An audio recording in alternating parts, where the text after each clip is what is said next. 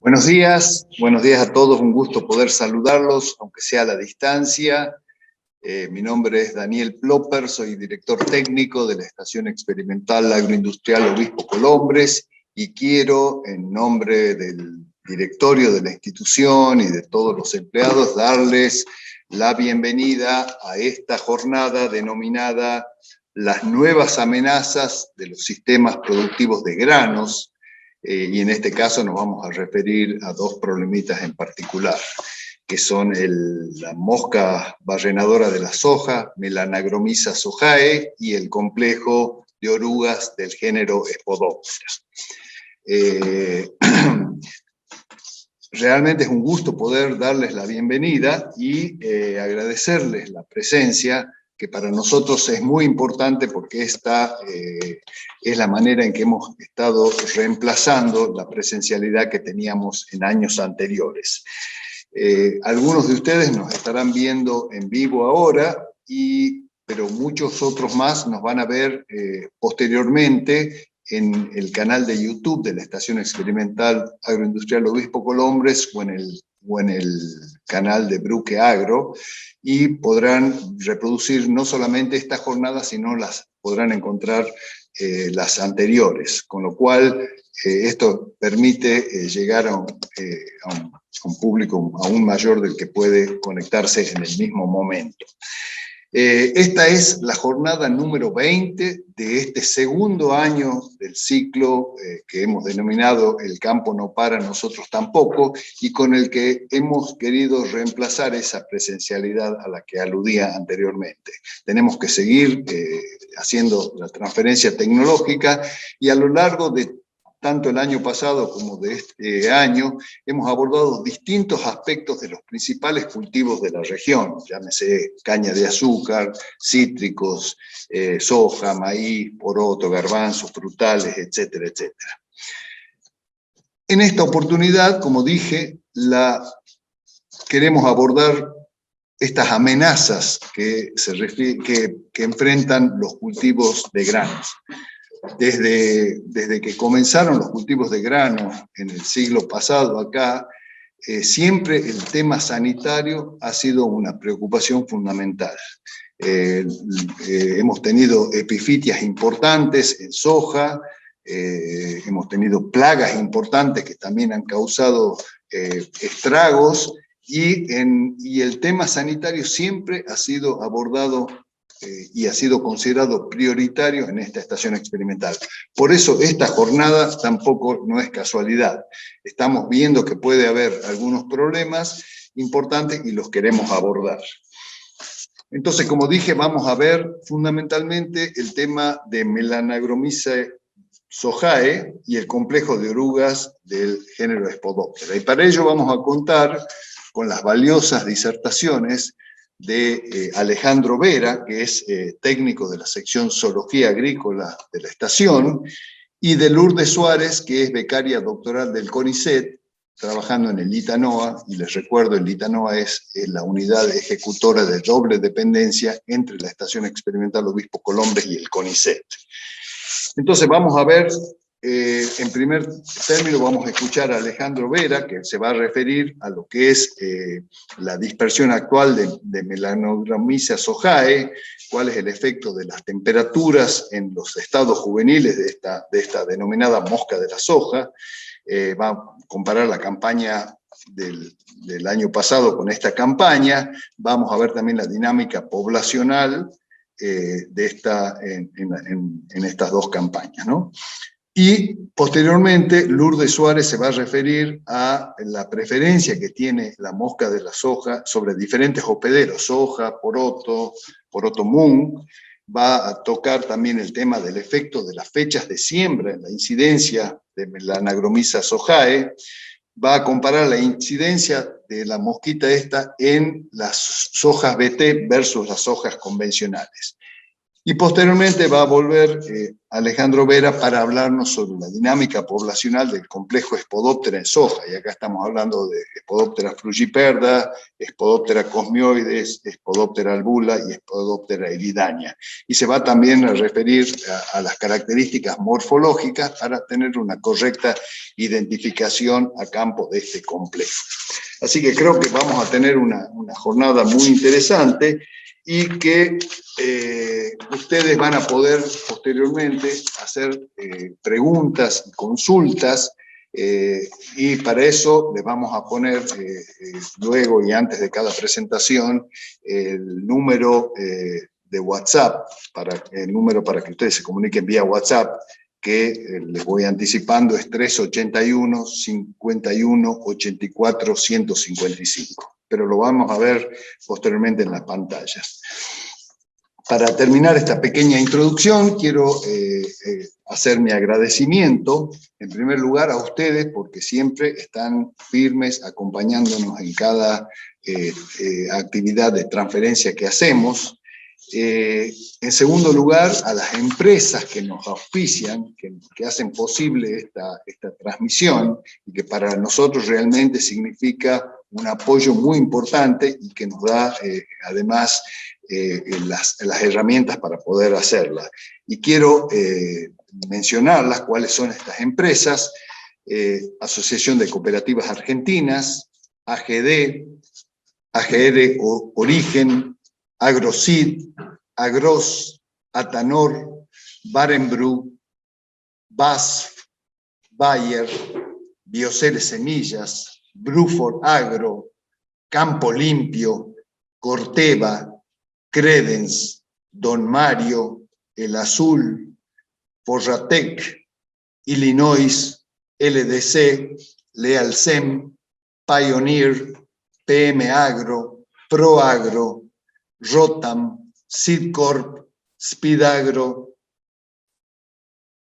Sumitomo Chemical, Syngenta, Tecnomil, Vivero Citrus, Vivero Quebrada de Lules, Yara y Zafra. Ustedes ven que es un listado importante de empresas y reitero a ellos mi agradecimiento. Por supuesto, también mi agradecimiento a los disertantes que van a participar en esta jornada, a los medios de prensa que siempre recogen y difunden la información que nosotros generamos, a los integrantes de la sección Zoología Agrícola. Ustedes ven a dos, pero hay muchos más que con su esfuerzo generan los datos con los que hoy podemos estar haciendo esta actividad, y también a los integrantes de las secciones Comunicaciones e Informáticas por todo el apoyo logístico. Y también, obviamente, a la empresa Bruque Agro, que es la que gestiona toda esta actividad. Así que, sin más dilaciones, vamos a dar comienzo con la primera de estas disertaciones a cargo de Alejandro Vera.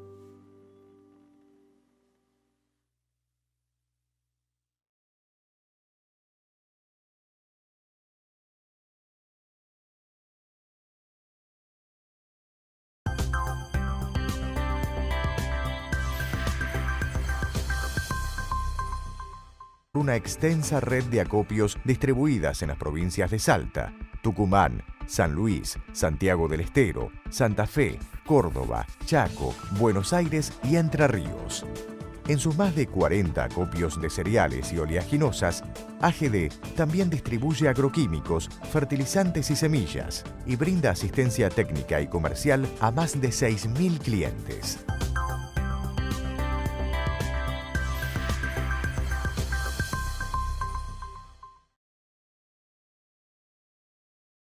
Hola, buenos días. Mi nombre es Alejandro Vera, trabajo en la sección Zoología Agrícola de la Estación Experimental. En esta oportunidad, primero agradecerle el espacio de participación en este ciclo de charla número 20 y vamos a abordar el tema de lo que consideramos las potenciales amenazas dentro de lo que es el cultivo o el sistema productivo de grano, como se trata de Melanogromyza sojae y todo el complejo de oruga del género Spodoptera. Es importante destacar que en el caso de la mosca es una plaga recientemente detectada en el 2019 por el equipo de la sección de Zoología Agrícola de la Estación en la provincia de Córdoba, y el género Spodoptera es una plaga relativamente que tomó relevancia, diríamos, en las últimas 5 campañas. Su importancia radica mucho a partir de la salida de la soja intacta o BT, de las cuales hizo que esta plaga pueda ocupar un nicho ecológico vaciado por las plagas que denominamos blancas. Dentro de los desafíos o los paradigmas dentro del sistema productivo, nos pareció interesante decir desde el punto de vista de la entomología a qué nos enfrentamos. Y nos enfrentamos básicamente a 3 puntos o 3 aristas importantes. Uno es el tema de la bioglobalización de la plaga. Cada vez vemos que las plagas prácticamente se convirtieron en cosmopolitas. La encontramos en todos los rincones de lo que es el planeta y no es excepción de Melanogromyza sojae. Y vemos lo que se da ese efecto de expansión, que tiene que ver mucho con una charla que se dio la vez anterior, donde se hablaba sobre el cambio climático, y quisimos tomar esta charla como hilo conductor justamente esta temática. ¿Cuál es el efecto del cambio climático? No solamente en lo que es enfermedad, sino también en lo que es el tema de los insectos.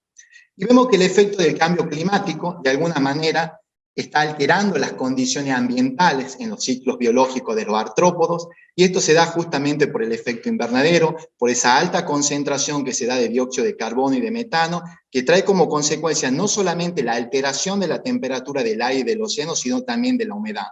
¿Esto cómo afecta desde el punto de vista de la agricultura? Tiene un efecto muy importante, porque se estima que más o menos entre un 12 y un 15% se encontrará alterado lo que es el rendimiento prácticamente de 8 cultivos que son los más importantes del planeta en lo que es producción de alimentos y en lo que representa industria, y que tiene una superficie aproximada del 50% global.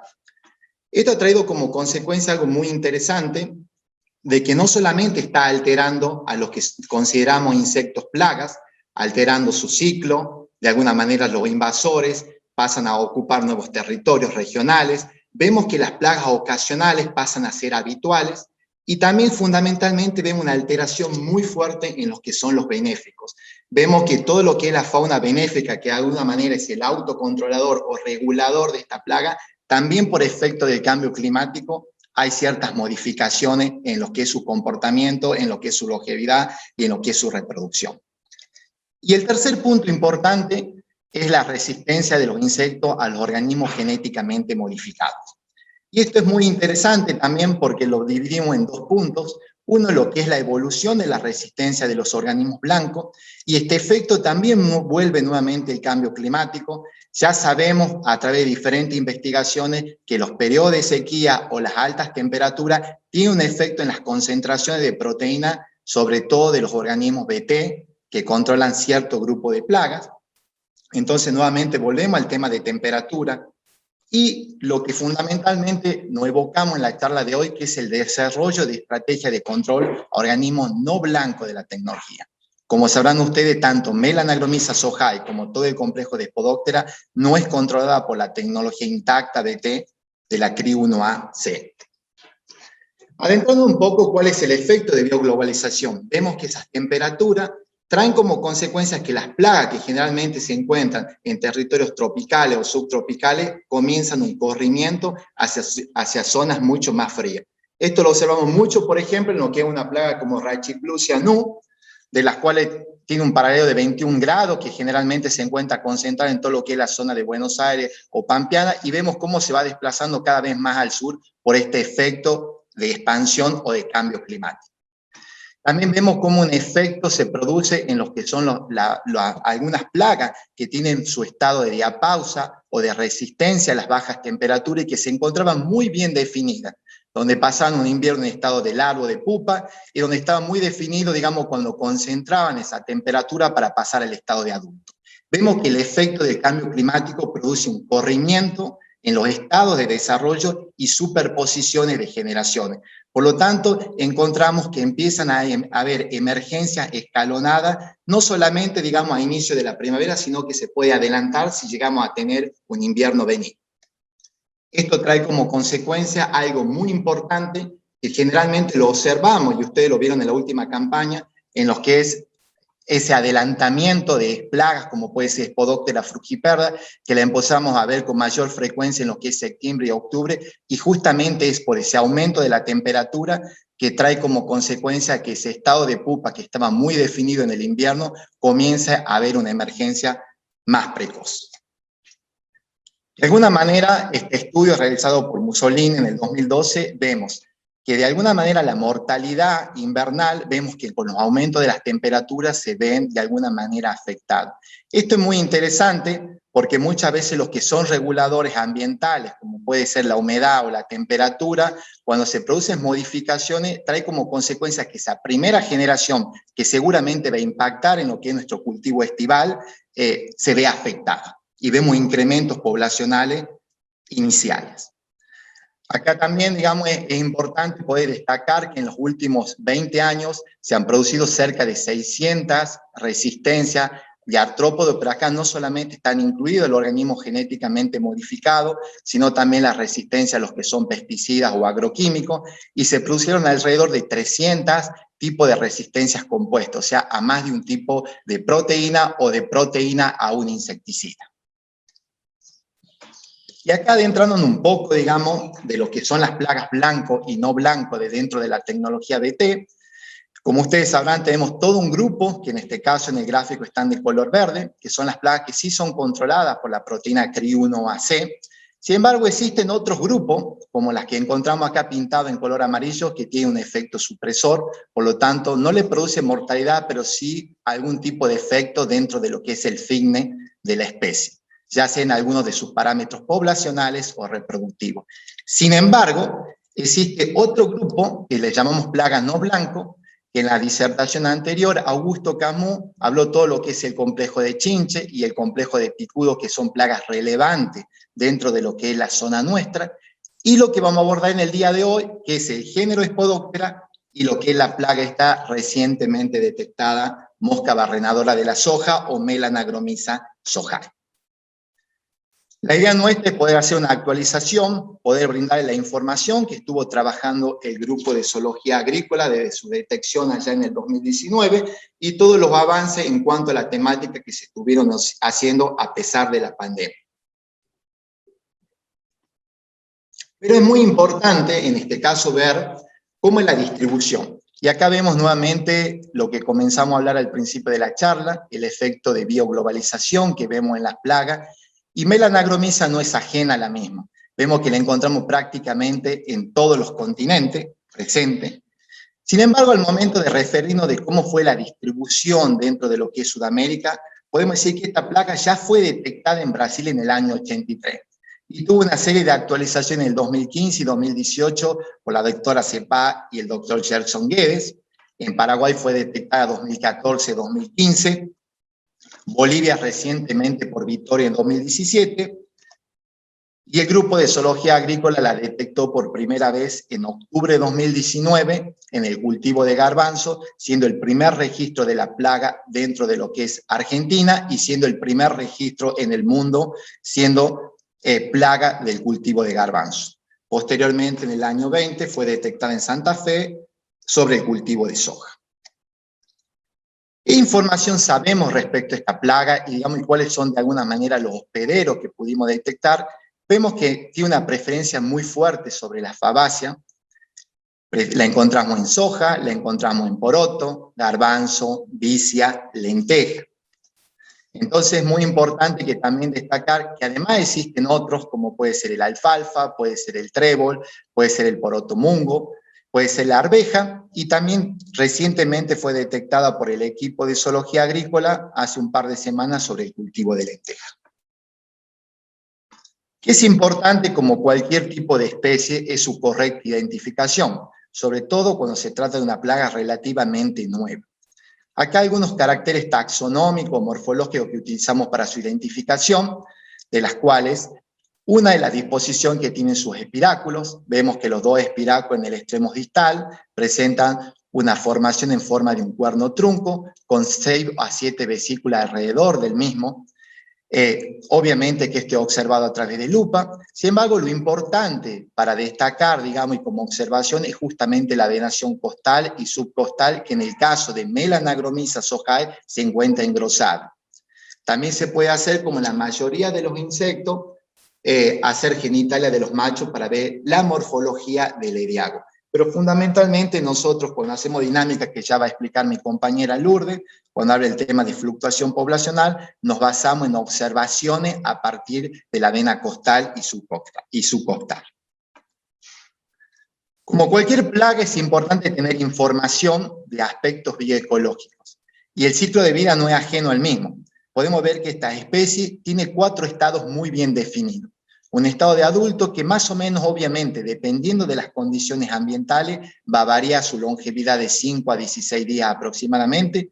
Fíjese el tamaño, que mide a 2 o 3 milímetros, o sea, verdaderamente es un insecto muy pequeño, muy difícil de observarlo. Vemos que la hembra, una vez que pasa su periodo de proviposición, que estimamos aproximadamente a partir de investigación en laboratorio que oscila alrededor de 48 horas, está produciéndose el periodo de oviposición o puesta de posturo de huevo, de las cuales oscila más o menos, según la bibliografía consultada, de 75 a 100 huevos aproximadamente.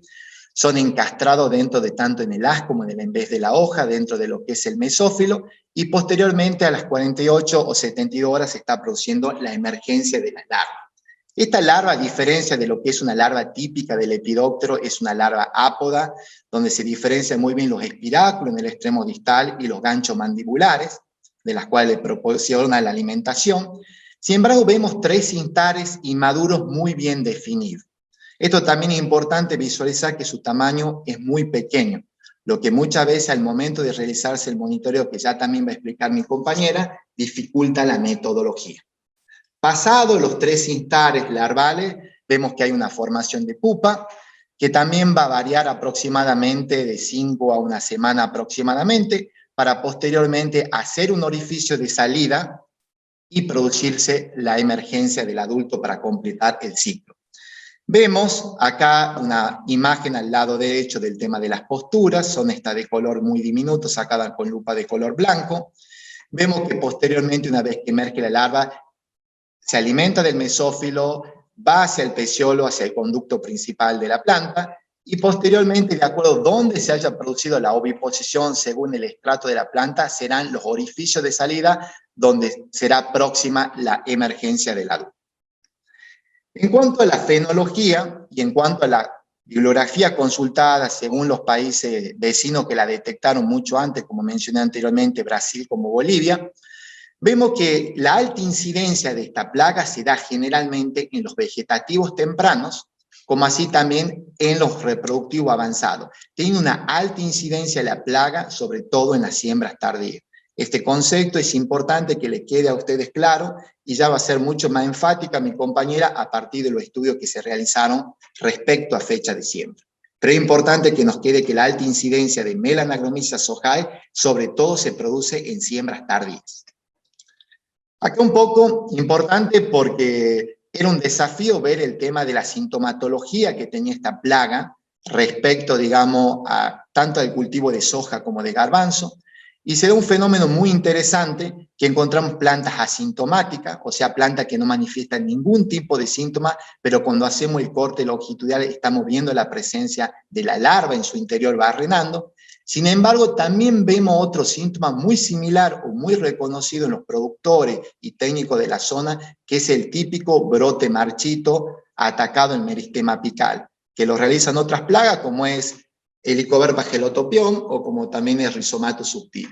Este tipo de síntoma es muy parecido al que realiza Melanagromyza sojal. Y también es importante, digamos, que obviamente, como en el picudo negro tiene un efecto de ramificación en candelabro, acá también puede afectar si la planta está en la primera fenología de desarrollo, puede matarla, comprometiendo el stand, puede afectar el brote apical, hace que la planta tenga entrenudos más cortos.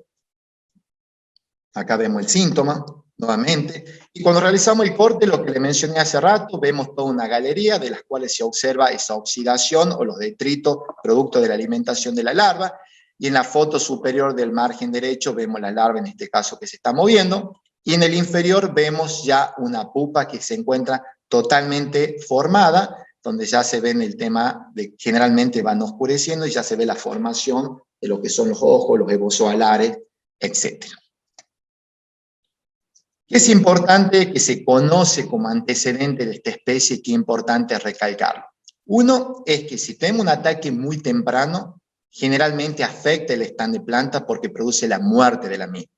Y en el caso de que ya haya una supervivencia de la planta, vemos que tiene un impacto en lo que es la reducción de la altura, entrenudo más corto, y también afecta tanto el diámetro del tallo como el área foliar. Vemos que es una fase crítica, esas 4 o 5 semanas de la siembra. Como sabemos, generalmente tiene una protección del tratamiento de semilla, que si posterior a esta hay un ataque muy fuerte de Melanagromyza sojal, sobre todo en fechas tardías, como le mencioné anteriormente, y con niveles de infestación tarde, podemos tener plantas afectadas entre un 70 a un 100% aproximadamente. Estos son reportes que fueron pasados por Vittorio y Guedes de Bolivia y Paraguay. Vemos que las galerías son importantes dentro de lo que es la planta. Encontramos galerías hasta un 70% de longitud del tallo. Y según los estudios realizados tanto en el INTA Paraná, donde vimos que en una fecha de siembra de noviembre y diciembre hubo una incidencia de la plaga con daño de galería de un 5%, y de la estación experimental a través de CASMU vimos que una fecha de siembra a finales de enero tuvimos comprometido prácticamente un 60% de las plagas, de las plantas, disculpe. Vemos que la pérdida de rendimiento, según los reportes de Bolivia, si no se realiza un control, prácticamente está afectando un 21% de los lotes de soja. Es importante como aspecto bioecológico de esta plaga remarcarlo, y es justamente su capacidad de distribución, que es lo que nosotros le atribuimos, si bien podemos presuponer que esta plaga se encontraba mucho antes de la detección de Córdoba y del caso 2019, pero a raíz de estudios realizados nosotros en la provincia, como podrán ver el mapa de la mano en la parte derecha, vemos toda la zona que está pintada de amarillo y rojo, corresponde a toda la zona granera por excelencia que se realiza maíz y soja dentro de la provincia, tanto el este como el sur de la provincia. Sin embargo, lo que está de color verde y lo que está de color violeta o lila es toda zona que no es granera, que en nuestra provincia es zona que se hace citrus o caña de azúcar. Y como ustedes verán, tuvimos detecciones cuando se hizo prospección o detección de la plaga inicial, allá en el 2020, vemos que no solamente la encontramos en la zona de excelencia de grano, sino también en zonas poco usuales donde hace otro tipo de cultivo, de las cuales los consideramos que sería una evidencia de la capacidad de distribución que tiene esta plaga.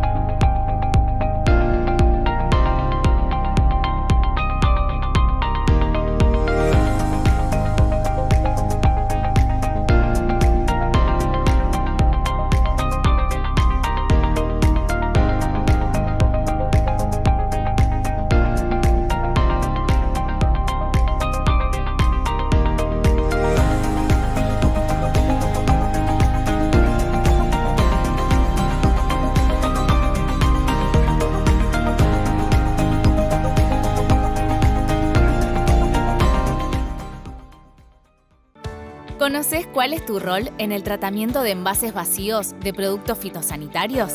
La Ley Nacional 27.279 evita que los envases sean abandonados en el campo y establece responsabilidades a todos los actores de la cadena. Las empresas que producen fitosanitarios son las responsables de implementar y financiar el sistema de gestión integral de envases vacíos de fitosanitarios, teniendo en cuenta todo el ciclo de vida del envase. Si sos productor, debes lavar los envases que usaste en el momento de carga de la pulverizadora, a través del triple lavado o lavado a presión, y almacenarlos adecuadamente hasta llevarlos al centro de almacenamiento transitorio más cercano. También podés sumarte a las campañas de recepción itinerante de envases en tu zona. Si sos distribuidor, podés colaborar con la difusión de la información o con la administración y gestión de un centro de almacenamiento transitorio. Todos somos responsables de tener un campo más limpio.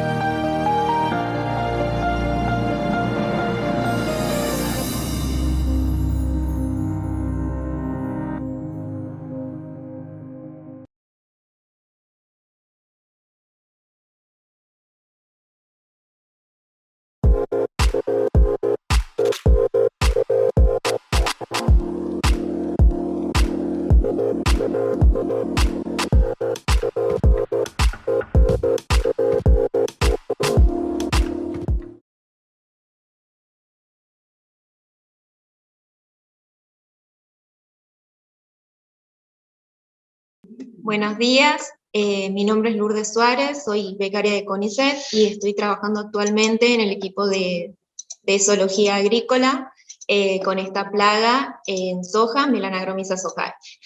Bueno, acá voy a abordar un poco cuál fue la fluctuación de Melanagromyza durante esta campaña, tanto en garbanzo como en soja.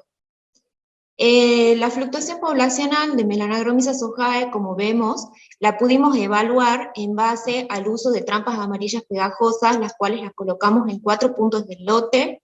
Estas trampas eran colocadas a 50 centímetros de altura y las recolectábamos una vez a la semana para llevar a hacer las evaluaciones en lupa y de esta manera poder detectar la presencia de la plaga.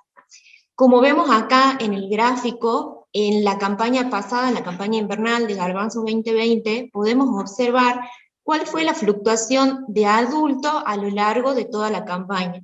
Como observamos al principio, hubo valores mayores de adultos colectados, pero luego este número de adultos comenzó a disminuir y se mantuvo en valores menores. En lo que fue esta campaña, ya de soja, podemos observar que más o menos la tendencia en cuanto a los valores se mantuvieron bajos desde lo que fue desde la siembra de soja, desde las primeras siembras de soja en diciembre, se mantuvieron bajos y luego comenzaron a incrementar hacia mediados de enero. Con respecto a lo que es la dinámica de la plaga que venimos realizando y que realizamos esta campaña de soja, la realizamos en 2 localidades, en San Agustín y en La Cocha. La dinámica de la plaga se basó en estudiar también, la cantidad de plantas dañadas que podíamos encontrar. Los muestreos que realizamos, los realizamos tomando 40 plantas del lote al azar. Acá en el gráfico observamos en la línea roja el número de adultos presentes a lo largo de todo el ciclo del cultivo. Con las barras amarillas podemos observar la cantidad de plantas dañadas y con la línea negra podemos observar el número de larvas y pupas que pudimos encontrar. Como podemos observar en el gráfico, a lo largo de todo el ciclo de la campaña, observamos la presencia de adultos de Melanagromyza sojae. Sin embargo, en cuanto a lo que hacemos referencia a lo que es la incidencia y la cantidad de plantas dañadas, podemos observar de que los mayores niveles se dieron recién en etapas avanzadas del cultivo. en R6, R7, y estos daños no fueron muy significativos porque estuvieron más bien circunscriptos a lo que son ramificaciones y a peciolos.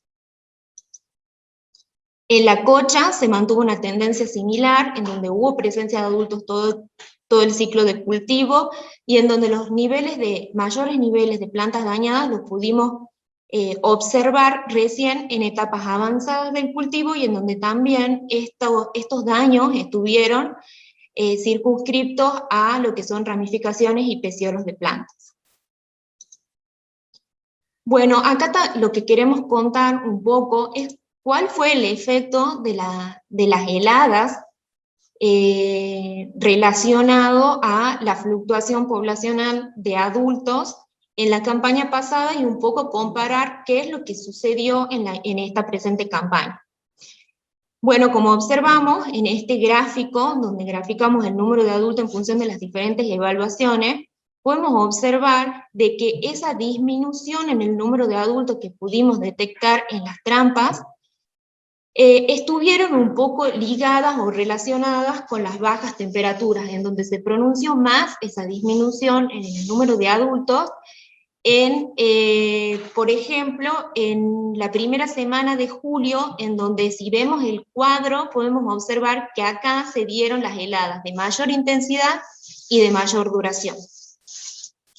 En esta campaña pasó algo parecido, en donde también, si era menor el número de adultos que podíamos detectar en las plantas, en las trampas, perdón, también las heladas tuvieron su efecto en la disminución del número de adultos, pronunciándose esta disminución de adultos en lo que fue la última semana de junio, en donde observamos en el cuadro que se dieron las heladas de mayor intensidad y de mayor duración. En lo que respecta a lo que es la dinámica en garbanzo, la dinámica en garbanzo la venimos llevando a cabo en la localidad de San Agustín, en la subestación Monterredondo. Pudimos contar con un lote de garbanzo que viene de soja, entonces tuvimos la situación de encontrarnos con el cultivo de garbanzo y también con la presencia de plantas de soja voluntaria. Aquí lo que quisimos evaluar también es un poco de qué es lo que sucede cuando tenemos soja voluntaria conviviendo con el cultivo de garbanzo. Entonces la dinámica se basó no solamente en extraer las plantas de garbanzo para evaluar la presencia de la plaga, sino también sacamos la soja guacha para ver también cuál era la intensidad del ataque en estas plantas. Este es un gráfico que muestra qué es lo que sucedió en la campaña pasada, en la campaña 2020, en donde observamos en la línea roja cuál fue el daño ocasionado en la soja voluntaria, y en la línea verde cuál fue el daño ocasionado en el garbanzo. Como podemos observar a lo largo de todas las evaluaciones que se realizaron, el mayor número de larvas y de pupas de individuos que se encontraron se lo encontró sobre la soja con respecto al garbanzo. Las evaluaciones en soja guacha, bueno, las pudimos realizar hasta el momento en donde se produjo la helada, y bueno, en esta soja después de que se produjo la helada, seguimos sacando las plantas de soja guacha que quedaron en el lote, y podíamos observar que, bueno, las larvas que se encontraban en el interior estaban muertas, y sí hubo sobrevivencia de pupas, que bueno, esto pudo también de alguna manera este efecto afectar la población de adultos a partir de esta helada. Lo que sucedió en esta campaña, en la campaña 2021, con respecto, bueno, a la misma evaluación que venimos realizando, observamos de que también en las plantas, en la dinámica que realizábamos sobre el garbanzo, no encontramos al principio una mayor, una mayor cantidad de larvas en las plantas, pero sí en la soja guacha, o sea, marcando de vuelta como que hay una preferencia de que si hay soja guacha en el lote, la mosca prefiere esta sobre el garbanzo. Bueno, este gráfico muestra la cantidad de plantas dañadas en soja y en garbanzo. Como observamos, bueno, lo mismo que venía diciendo, que se observó en la dinámica un mayor porcentaje de plantas dañadas de soja con respecto al garbanzo. En esta campaña 2021 se dio también esta misma tendencia que se observó en la campaña pasada, en donde también se ve un mayor porcentaje de plantas dañadas en soja con respecto al garbanzo. En este caso, recién pudimos hacer y detectar la plaga en las últimas evaluaciones que realizamos en garbanzo, que se detectó recién a partir del 27 de julio. Bueno, acá quería contarles cómo nosotros cuando vamos al campo nos damos cuenta de la presencia del daño de Melanogromyza sobre el garbanzo. Si nosotros vamos al campo y observamos plantas, y estas plantas presentan síntomas, están amarillas, o sea, ya sea en el tallo o en la rama, y bueno, sacamos estas plantas, observamos el sistema radicular. Si el sistema radicular se encuentra sano, podemos atribuir esta presencia de daño a Melanogromyza sojae. Sin embargo, puede pasar la situación de que encontremos en el lote plantas amarillentas que presenten un sistema radicular que se encuentra enfermo. Esta sintomatología se atribuye a lo que son enfermedades. Una prospección realizada durante la campaña pasada, en donde se sacó plantas con esta sintomatología, se pudo observar que el mayor porcentaje de daño de plantas que tenían esta sintomatología era causado por Melanogromyza sojae. Bueno, acá, como observamos, tenemos una planta que presenta la sintomatología. Nosotros, para determinar la presencia de la plaga, realizamos un corte longitudinal y observamos la presencia de la plaga. Observamos la presencia de larva o observamos la presencia de pupa para poder comprobar de que se trata justamente de Melanogromyza. Durante esta campaña se realizó la prospección y también en la campaña pasada en diferentes localidades de la provincia de Tucumán, en donde en todas las localidades se pudo detectar la presencia de Melanogromyza sojae en los lotes de garbanzo. Esta incidencia varió entre un 2,5 y un 40%. En esta campaña también se realizó relevamiento en las diferentes localidades, repitiendo este relevamiento en las localidades que se había realizado el año pasado, en donde acá, si observamos el cuadro, realizamos una comparación de lo que fue la determinación de la plaga en la campaña 2020 y en la campaña 2021. Además, bueno, acá por ejemplo, en Villa Benjamín Arao se detectó un mayor nivel de incidencia de la plaga con respecto al año pasado. Y además, en la localidad de La Cruz pudimos realizar el primer registro de la plaga en lenteja. Bueno, ahora voy a contar un poco de ensayos que realizamos durante esta campaña. Realizamos un ensayo porque queríamos determinar en sí cuál era la preferencia de Melanogromyza sojae en una situación en la cual había 3 hospederos: soja, poroto mung y poroto negro. Como podemos ver en el gráfico, las plantas de soja representan las barras azules, las plantas de poroto mung representan las barras rojas, y las plantas de poroto negro representan las barras verdes. Acá se puede observar que la cantidad de plantas dañadas fue mayor en la soja con respecto al poroto mung y al poroto negro. Este ensayo, se realizó un ensayo de fechas de siembra, donde justamente se evaluaron cuál era la incidencia de la plaga en 4 fechas de siembra. La primera fecha de siembra fue realizada el 27 de noviembre de 2020, la segunda fecha de siembra el 10 de diciembre de 2020, la tercera el 28 de diciembre, y la cuarta fecha el 7 de enero de este año. Como podemos observar en el gráfico, se realizaron 2 evaluaciones, una en un estadio vegetativo avanzado y la segunda en un estadio reproductivo avanzado, viendo de esta manera en el gráfico de que el mayor porcentaje de plantas dañadas se registró en la cuarta fecha de siembra en las 2 evaluaciones sobre las demás fechas. Bueno, este es el mismo gráfico, pero referido en cuanto al número de larvas en función de las diferentes fechas de siembra, dándose la misma tendencia de que el mayor número de larvas fue encontrado en la última fecha de siembra. Este ensayo, bueno, fue referido a comparar cuál era el efecto de la incidencia de melanagromisa en soja BT y en soja convencional.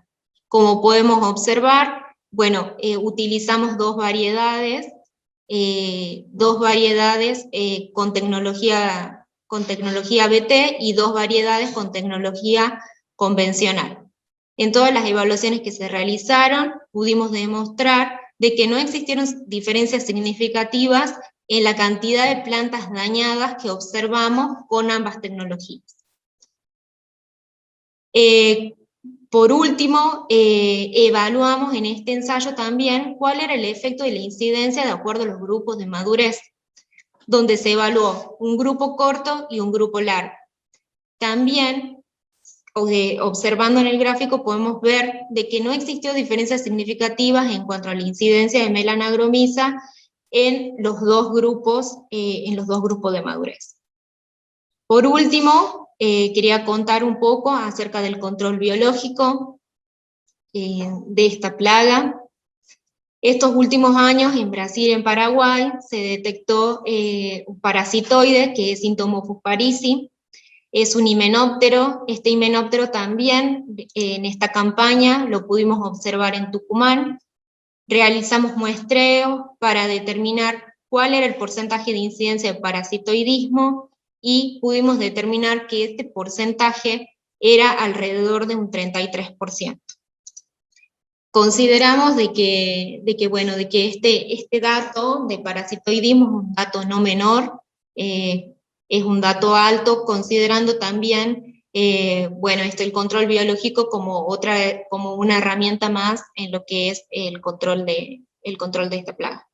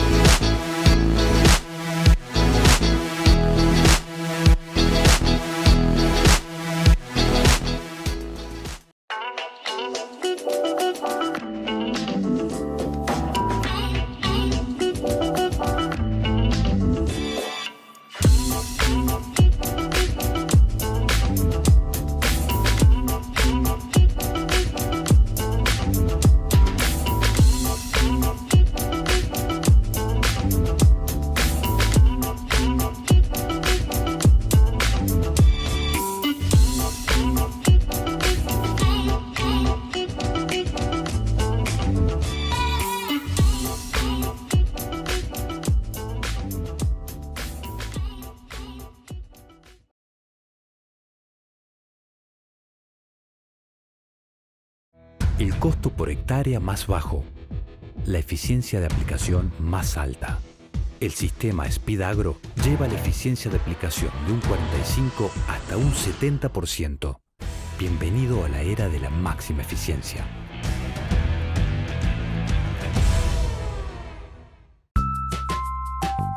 Todo comienza aquí. En Vivero Citrus sembramos, trasplantamos, injertamos, fructificamos y entregamos plantas que producirán una excelente cosecha. Vivero Citrus, el vivero limonero más grande del mundo, récord Guinness mundial. El origen de una plantación exitosa.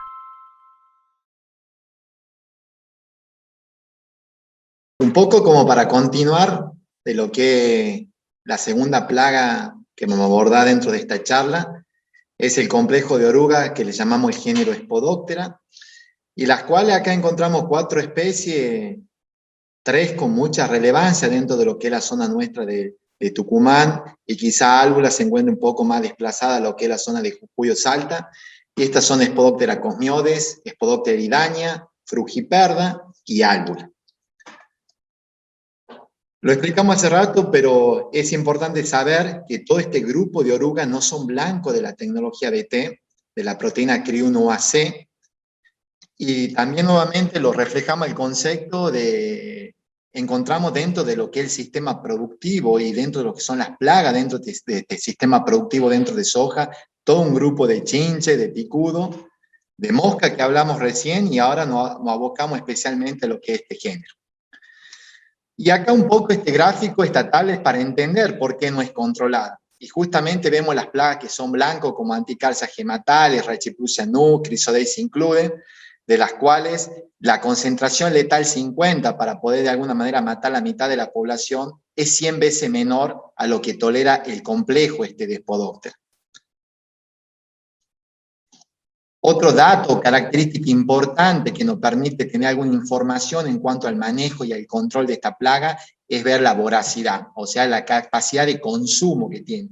Y podemos detectar, por ejemplo, que el Spodoptera cosmioide puede consumir cerca de 200 centímetros cuadrados para poder completar su ciclo desde estadio de larva L1 hasta llegar a pupa, de las cuales le da esa capacidad de consumo una relevancia en lo como defoliadora. Y también, digamos, para volverlo al cuadro más dramático, encontramos especies como Cera eridaña, que aparece generalmente al final de la campaña del cultivo, y de las cuales tiene la capacidad inclusive de consumir vaina.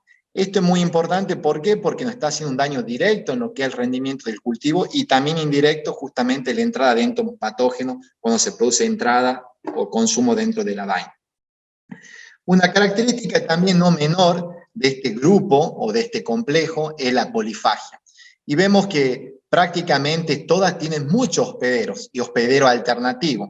Vemos que el cosmioide, por ejemplo, tiene alrededor de 120 especies de plantas que puede consumir 40 familias, Asteráceas, Solanáceas, o Frugiperda, de las cuales vemos que tiene una preferencia muy fuerte sobre lo que son las poáceas y las gramíneas. Sin embargo, en las últimas campañas, sobre todo en la anterior, vemos una presencia muy fuerte sobre leguminosa. Vemos que eridaña tiene como hospedero más de 200 especies de plantas y algunos cultivos, digamos, como hortícolas, como así también algodón, quinoa, tomate, girasol, etc. Quizá Álvula, que es la que menos presencia la encontramos dentro de lo que es el este o la zona nuestra, más bien se encuentra desplazada a la zona del sur, la Cocha o los Altos, y sobre todo la zona de Salto, Jujuy, vemos que tiene una preferencia muy fuerte sobre las fabáceas.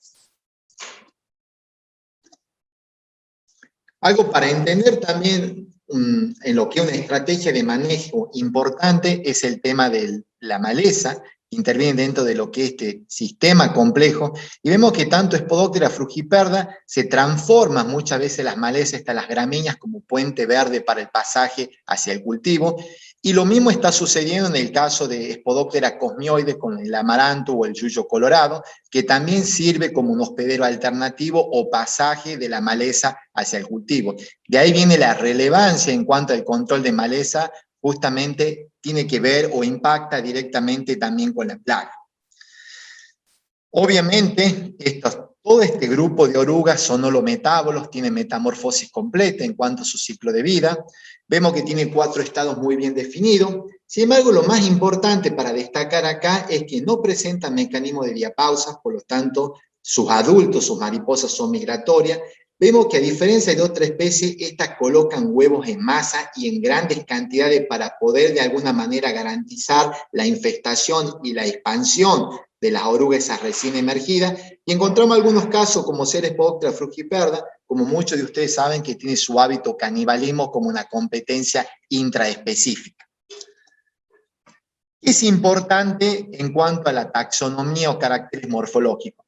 Desde la sección nuestra y a raíz de reportes en los últimos años, había mucha confusión respecto a lo que es la identificación. Ustedes se acordarán de la salida de la soja intacta, se ponía dentro de lo que era una bolsa, un grupo, y se denominaban las espodópteras o las orugas raras. Y no sabíamos identificar si verdaderamente se trataba de una cosmioide, liraña o frugiperda.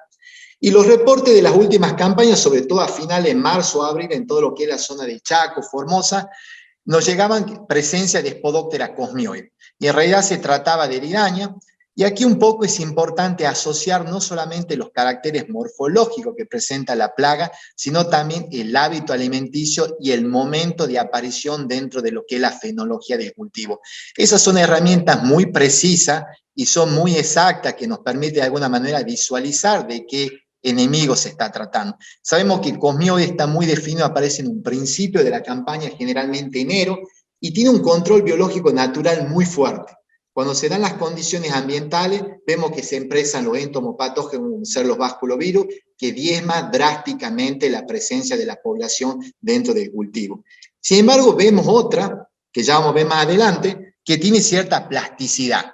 Y esa plasticidad fenotípica que tiene la plaga le permite ser un todoterreno, un tolerante a ciertas enfermedades y a ciertas condiciones que generalmente el resto de las plagas no lo tienen.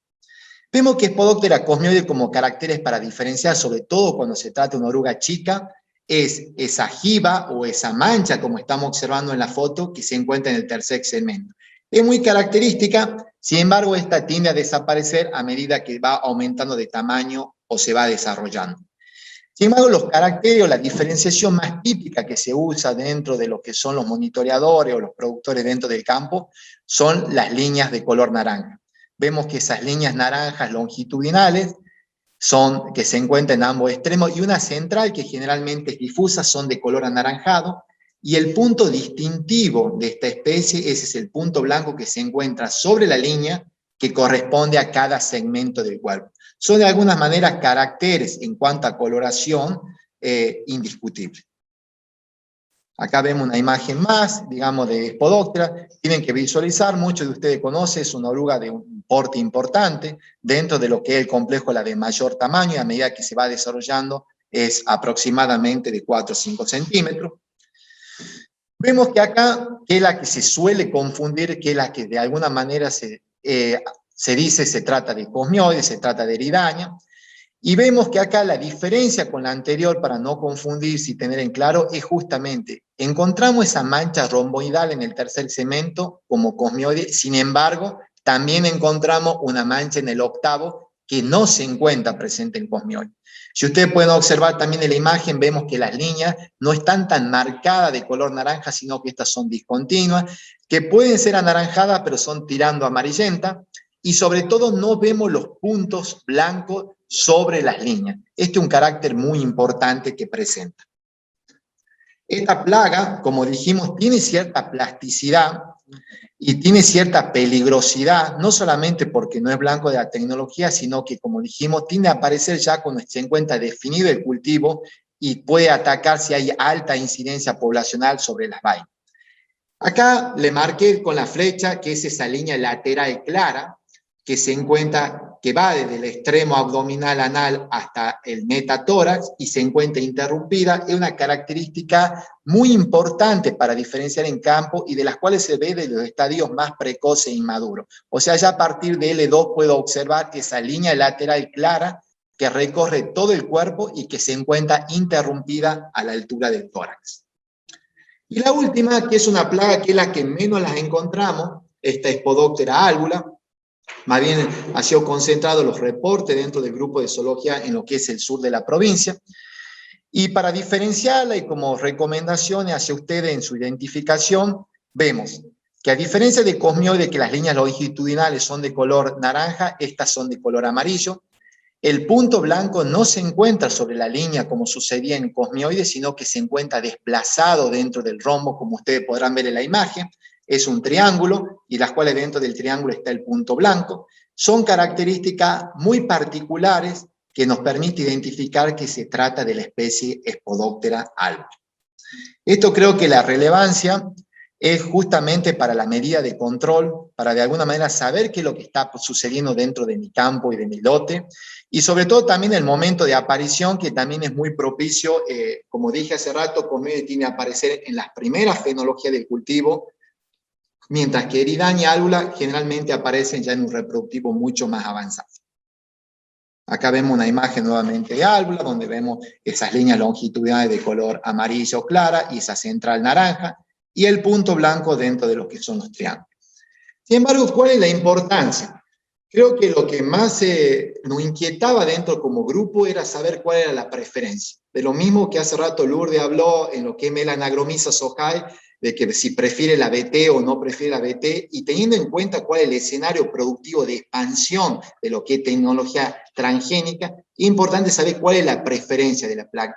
Y vemos que en el correr de las campañas esa tendencia fue variando.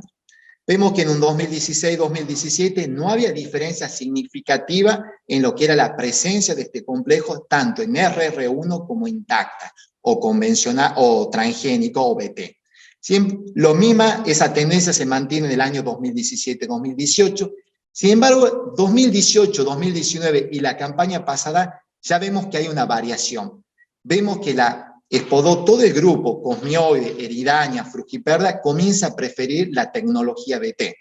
Y tiene un razonamiento muy lógico, porque justamente estas son plagas no target, que las llamamos no blanco. Entonces, todo ese grupo que existía, Anticarcia gematalis, Rachiplusia nu, Chrysodeis include, Helicoverpa gelotopeón, como son controlados efectivamente hasta en la actualidad por esta herramienta tecnológica, dejaron de existir dentro de lo que es, y ese nicho ecológico vacío empezó a ser ocupado por todo este complejo de Spodoptera. Y de ahí vemos, digamos, esos incrementos. Vemos que en las últimas campañas, una preferencia muy marcada de todo este complejo sobre intacta.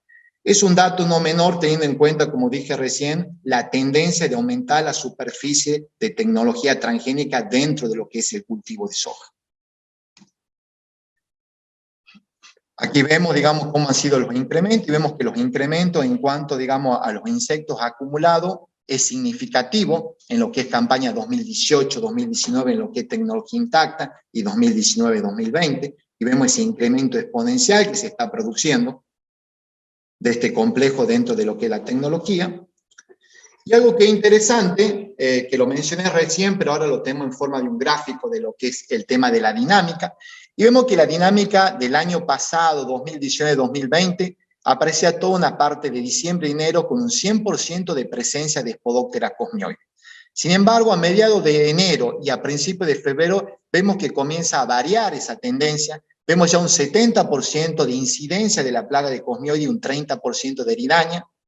Todo lo que es la parte de febrero y marzo, que comenzaron el tema de las condiciones ambientales propicias para el control de entomopatógenos, como es un vasculovirus, vemos que comienza a diezmarse, comienza a reducirse los niveles poblacionales de cosmioide, de un 100% a un 70%, varía un 15%, y se incrementa lo que es la presencia de Spodoptera eridania. Como dijimos, esta plaga de alguna manera detectamos que tiene cierta plasticidad de adaptación a bajas temperaturas, ya febrero, marzo, y sobre todo a condiciones ambientales de tolerancia hacia virus o entomopatógenos. Sin embargo, vemos que la campaña esta actual entra una nueva especie dentro de lo que es el escenario, que muchas veces no se la tiene en cuenta por su preferencia. Históricamente, cuando se habla de Spodoptera frugiperda, sabemos que tiene una fuerte preferencia en los que son poáceas y gramíneas. Sin embargo, la campaña pasada, sobre todo en el sur, encontramos un hecho puntual de presencia de Spodoptera frugiperda dentro de lo que es el cultivo. Entonces, cuando vemos lo que es distribución, en lo que es abundancia de esta especie del género, vemos que Spodoptera frugiperda estuvo cerca de un 29% de presencia dentro de lo que fue el cultivo de soja. Vemos que nuevamente Cosmioide tiene una relevancia de un 37%, seguida por Spodoptera eridaña. Creo que lo más interesante y que muchos de ustedes observaron es esa tendencia que generalmente la sabemos encontrar a Spodoptera frugipar de maíz y la pasamos a ver dentro de lo que es el cultivo de soja. Entonces, un poco como para finalizar y de alguna manera enumerar y resaltar cuáles fueron las consideraciones en cuanto a esta presentación de estas dos plagas que consideramos con cierta potencialidad a instalarse dentro de lo que es el sistema productivo de grano.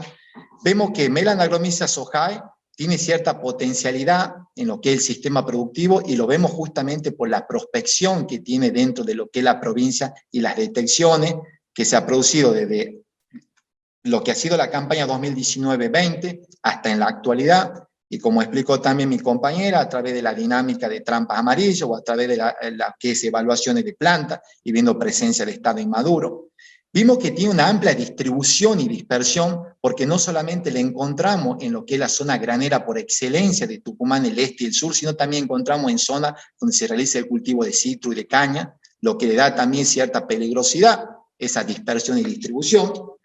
Vemos que las condiciones ambientales y la secuencia de hospederos favorecerían su desarrollo, y en esto es interesante resaltar que tiene cierta tolerancia a las bajas temperaturas. Vemos que a pesar que se producen heladas, se sigue encontrando Melanagromyza sojae. Sin embargo, ¿dónde está el punto de inflexión? Es justamente su preferencia hacia la soja. Vemos que esa helada, cuando de alguna manera diezma la presencia de esa soja voluntaria o huacha que le llamamos, la plaga accede al cultivo invernal como es el garbanzo. Esa secuencia soja-garbanzo de alguna manera estaría marcando ese puente que podemos tenerla durante todo el ciclo del cultivo estival e invernal en lo que es Melanagromyza. Creo que lo explicó muy bien Lourdes, el tema, inquietaba el tema por qué se llamaba el nombre de la especie sojae y Melanagromyza. Creo que queda muy claro su alta preferencia hacia el cultivo de soja. Y sabemos que mientras exista el cultivo de soja, Melanagromyza lo va a preferir. Entonces, esa alta preferencia es una característica muy importante dentro de lo que es la plaga. Vemos que también lo explicó muy bien en lo que es la fecha de siembra, la mayor incidencia, y que muchos de los ensayos nuestros estuvieron condicionados un poco por eso, sobre todo los de infestaciones naturales, porque como ustedes verán, los principios, los niveles de incidencia en lo que fue diciembre y enero fueron bajos. Esa fecha de siembra, digamos, que se realizó en febrero, justamente cuando hubo un incremento de lo que era la incidencia poblacional de la plaga. Entonces, de alguna manera, esto nos refleja que cuando vamos a una fecha de siembra tardía, tenemos más posibilidad de tener mayor incidencia de Melanagromyza. Vemos algo como para destacar, que a diferencia de lo que yo remarqué recién, si bien es algo preliminar, es la tendencia del primer año que se puede revertir, lo mismo que sucedió con Spodoptera, que le marqué recién. Spodoptera, el complejo a campaña 2017-2018 no marcó diferencia significativa, recién la 19 y 20 vemos una preferencia hacia el cultivo BT o transgénica, pero esta campaña, cuando se evaluó lo que es incidencia de Melanagromyza hacia el cultivo BT, vemos que no hay diferencia, prefiere tanto la convencional como la BT, y lo mismo respecto a los grupos de madurez, vimos que tuvimos la misma nivel de infestación, tanto en los grupos cortos como largos, como para remarcarlo. Y algo interesante, si bien nosotros estamos en una etapa, digamos, a partir de que es recientemente detectada la plaga, en lo que es su control, tanto a partir de tratamiento de semillas o controles foliares, pero sí tenemos antecedentes de los que son los países nuestros vecinos que la tienen a la plaga ya hace algunos años, como es Paraguay, Brasil o Bolivia. Entonces, contar con una herramienta de parasitoidismo como una herramienta dentro de lo que es el manejo integrado de plaga es muy alentador, sobre todo teniendo la característica de la plaga, de su aspecto bioecológico, de estar no expuesta, sino de tener su hábito abarrenador, de estar en el interior de la planta, de alguna manera le da cierta protección y le da cierta complejidad al momento de desarrollar una estrategia de manejo.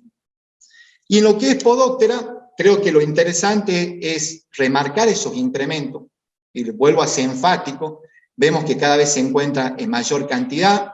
Al principio se pensaba que en realidad Spodoptera era una sensación, que había lo mismo, nomás que como desapareció las plagas target, había una sobreestimación. Ahora sabemos que eso no sucede así, Sabemos que los niveles del complejo de Spodócteres se van incrementando año a año, que ese nicho ecológico vacío está ocupado y que de alguna manera va a seguir siendo ocupado por todo este complejo.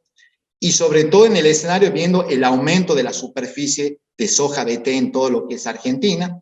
Y esta campaña, un hecho no menor y muy puntual que también voy a ser enfático, es el tema de Spodóctera frugiperda.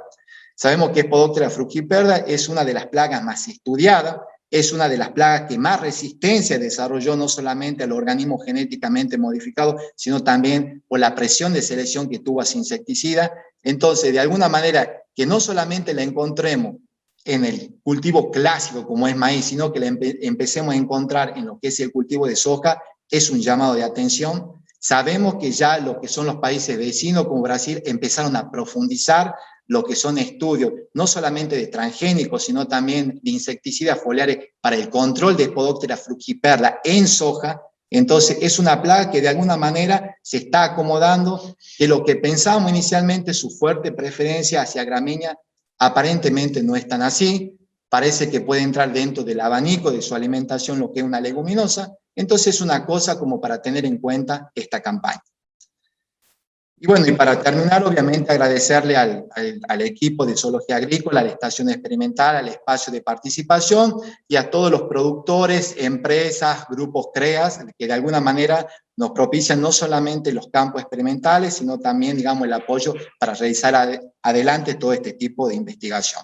Así que muchas gracias, digamos, a todas las personas que directo o indirectamente, digamos, están el día a día, digamos, ayudando a poder hacer la transferencia de todo lo que es este conocimiento, toda esta investigación o conocimiento que vamos generando a partir de la sección de Zoología Agrícola. Muchas gracias.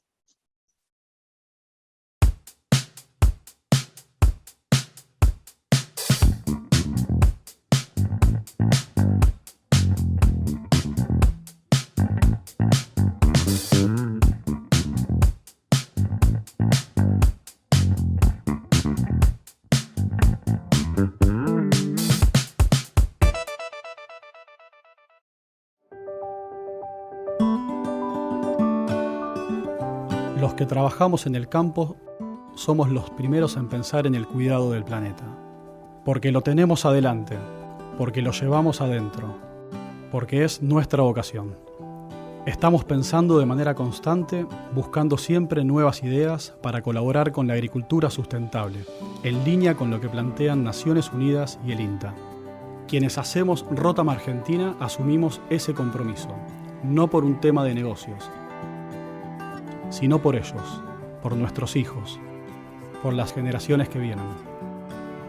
En Rotam Argentina la mirada está puesta en el largo plazo, en el futuro que desarrollamos hoy, cuidando un planeta que requiere de toda nuestra atención.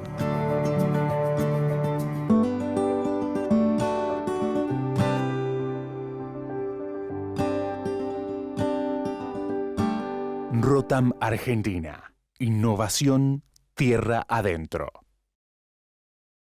Hacemos todo por ver crecer el campo. Por eso en Don Mario investigamos y aplicamos la mejor tecnología de soja, maíz y trigo para que coseches los mejores resultados. Don Mario, el crecimiento está en nuestra genética. Vamos a andar, a sembrar, a cosechar con amor para la gente, para la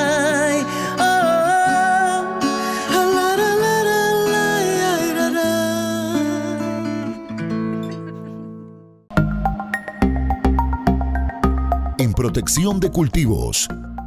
Tecnomil. Nosotros, al igual que tus cultivos, crecemos en la misma tierra. Todo sale de una semilla. Los cultivos, las pasturas, el campo, el alimento para millones de personas sale de una semilla. Y la mejor semilla sale de nosotros. Barenbrug.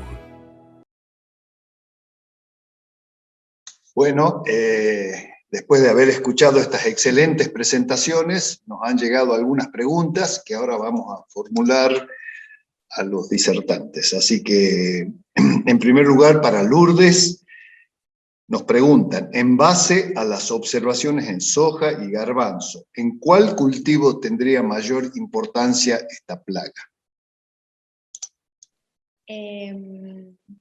Bien, considerando lo que venimos viendo en lo que fue esta campaña de soja y la campaña de garbanzo, tanto la pasada como la presente, bueno, venimos observando que la incidencia en lo que fue la campaña en soja, se presentó una mayor incidencia en los últimos estadios de desarrollo del cultivo, en etapas a donde ya el cultivo estaba avanzado y prácticamente entregándose el cultivo.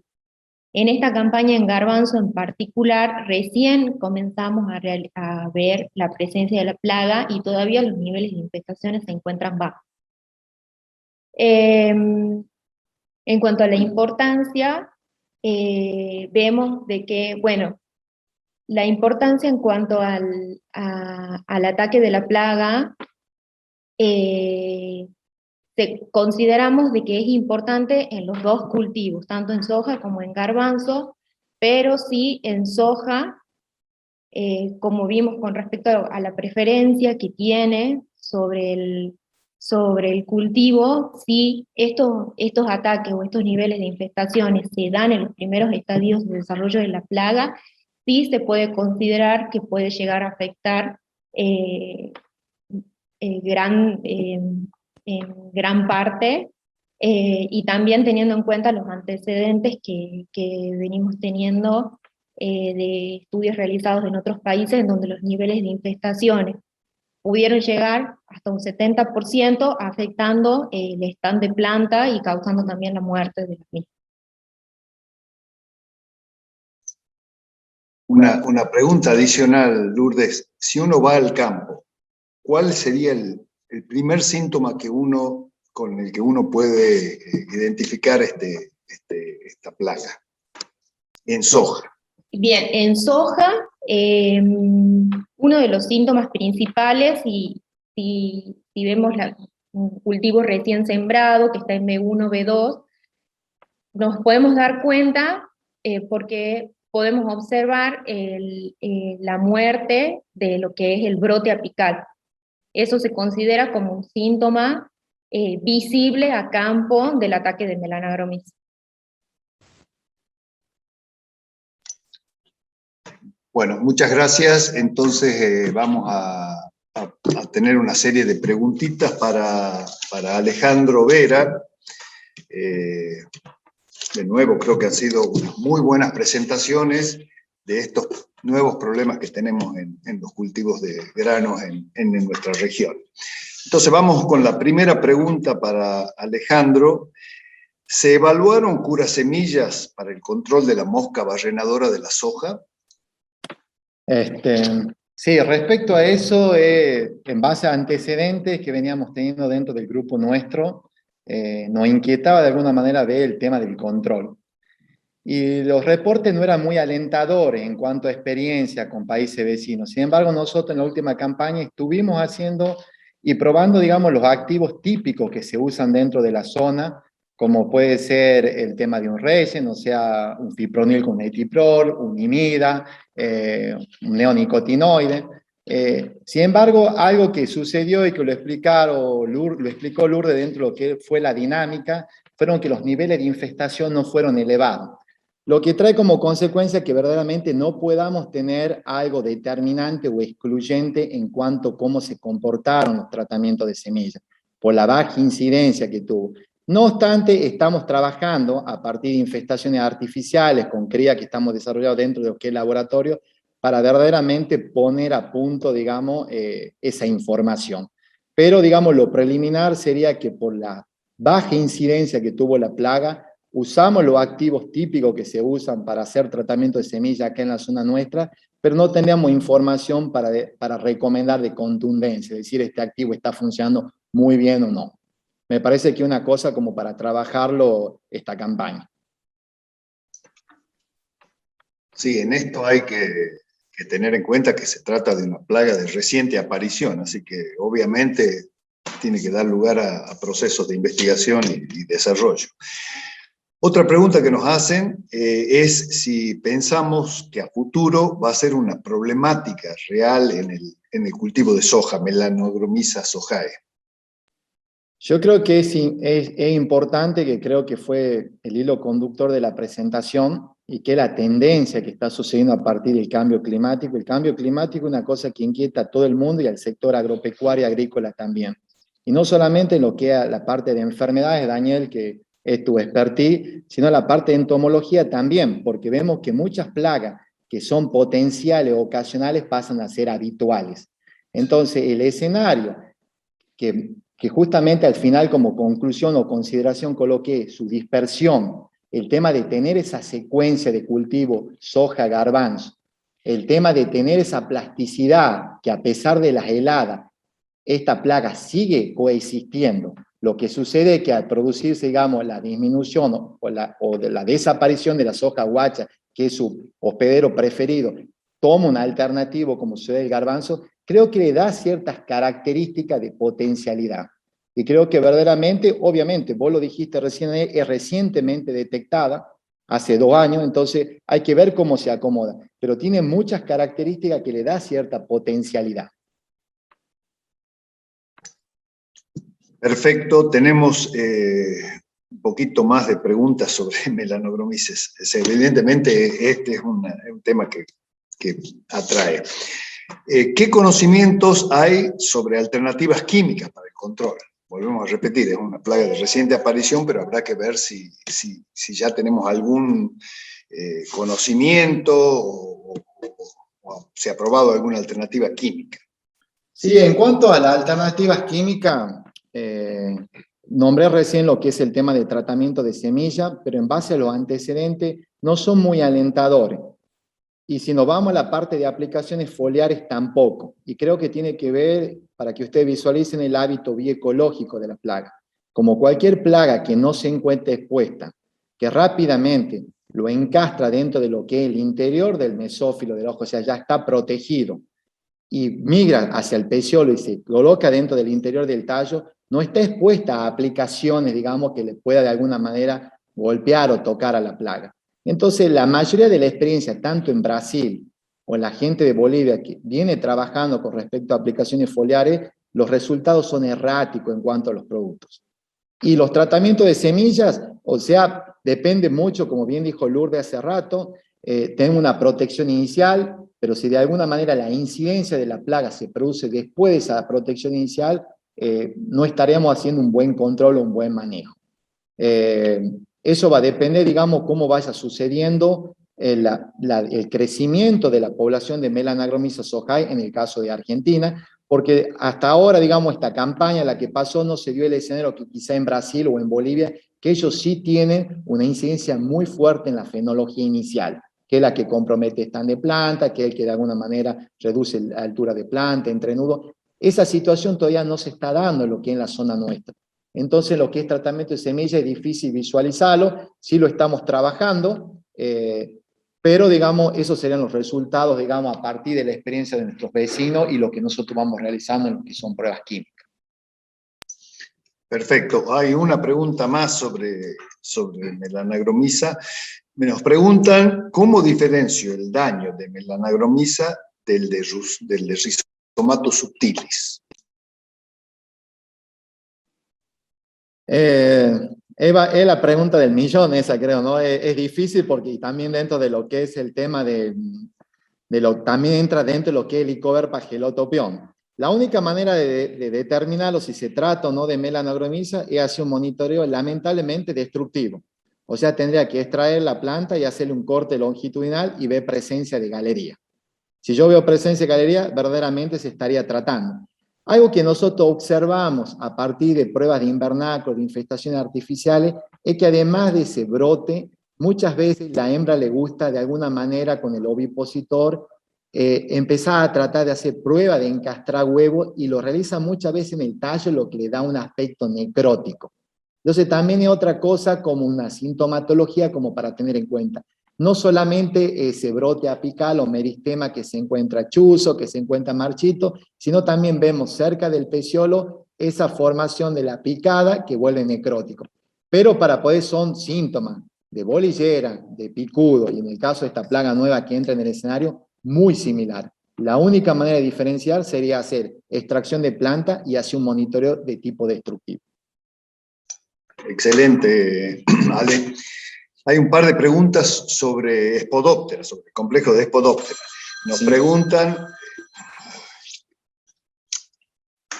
Un momentito. Nos preguntan... ¿A qué pensamos nosotros se debe el incremento en el número de Spodoptera frugiperda sobre el cultivo de soja en la última campaña? Yo creo que es importante hacer una cronología de cómo fue ese maíz temprano que se hace dentro de la provincia, sobre todo en el sur, que se comienza a hacer en septiembre, y de las cuales ya los niveles poblacionales de Spodoptera frugiperda empezaban a inquietar. Empezamos a ver que por productores, por técnicos que trabajan dentro de la zona, nos comenzaban a hacer reportes y comentar que comenzaron a hacer aplicaciones tempranas por la alta incidencia inicial. Y volvemos al punto de la presentación, lo que es el cambio climático, lo que de alguna manera lo que produce que se vaya ese corrimiento, ese adelantamiento que se produce dentro de lo que es la población. Empezó a haber inicialmente fuerte presión de Spodoptera frugiperda en septiembre. Muchas veces, muchas plagas, esa primera generación es crucial, define cómo va a ser la campaña. Por algo la recomendación muchas veces es controlar esa primera generación porque va a repercutir alrededor de todo el cultivo. Creo que ese escenario de mucha presión de Spodoptera frugiperda en octubre, después se vio reflejado en todo lo que fue al inicio del cultivo y lógicamente, al haber una alta presión poblacional, se pasó inclusive hacia la soja. Entonces vemos que, digamos, nosotros le atribuimos, pensamos muchas veces que esa incidencia inicial muy fuerte de la población ha traído como consecuencia que no solamente esté atacando el maíz por excelencia, que es lo que lo prefiere, sino también se pasó al tema de soja. No obstante, siempre se observó en el soja, es importante recalcar, no es que Spodoptera frugiperda solamente esté en el maíz y no está en soja, pero no a los niveles que se observaron este año. Generalmente cuando se va a monitorear con el paño, a veces caen todas concentradas, generalmente dentro del paño, pero no existía la situación esta, que prácticamente más de un 20% en lo que eran los monitoreos encontrábamos incidencia de lo que era frugiperda. Y una pregunta más sobre Spodoptera. ¿Hay diferencias en el manejo según la especie de Spodoptera en soja? Yo creo que sí, sobre todo el tema del manejo en el momento de aparición. Creo que es muy importante ese gráfico de dinámica. No es lo mismo, digamos, y el tema lo que yo planteé como característica de Comioide, ese hábito voraz y de consumo foliar que tiene, que aparece al inicio y que verdaderamente puede comprometer a una eridaña que, por ejemplo, aparece ya al final y que me va a comer y me hace un daño directamente en lo que es el tema del rendimiento al alimentarse de vaina y de grano. Entonces creo que el manejo también, y muchas veces también haciendo una herramienta amigable con el medio ambiente integrada, los niveles de Comioide asustan, porque justamente una larva de mayor tamaño, que la veo muy expuesta en el estrato superior, y muchas veces la decisión es salir a aplicar. Y algo interesante que lo señalé en la presentación es que es muy susceptible a los vasculovirus. Entonces muchas veces hay que tener la decisión de respetar los umbrales de acción, si bien se está trabajando para determinar eso, pero tener esa paciencia, ¿no? Porque es una plaga que en realidad consume mucho, que se posiciona muy fácilmente al inicio, pero que también tiene un control natural, biológico muy fácil de diezmarla a la población. Entonces creo que el control a veces es muy distinto por el momento de aparición y por la susceptibilidad. Y vemos una eridaña que, como dije, tiene una plasticidad, una todoterreno que de alguna manera se puede bancar ciertas condiciones. Excelente, Alejandro. Entonces, con esto damos por terminada ya las presentaciones y las preguntas. Quiero, para finalizar, agradecer una vez más vuestra presencia, tanto en los que nos están viendo en directo como los que nos verán posteriormente en el canal de YouTube, donde les recuerdo que están todas las presentaciones de este año y del año pasado.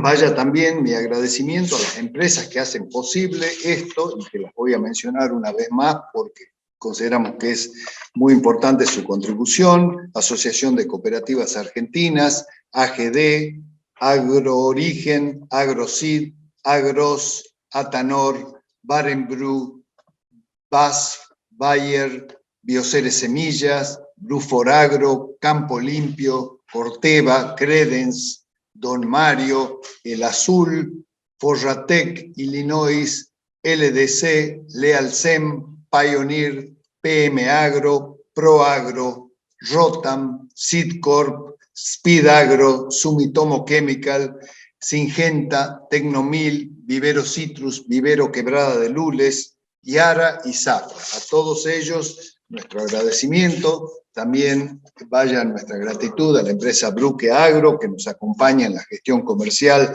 de este ciclo, a los disertantes que nos acompañaron en esta jornada y que dieron muestra de su sapiencia en esta temática, a los medios de prensa que de vuelta recogen y difunden toda nuestra transferencia tecnológica, a los integrantes de la sección Zoología Agrícola, que son los que verdaderamente generan y trabajan arduamente para generar esta información, y a los integrantes de la sección Comunicaciones e Informática por todo el apoyo logístico.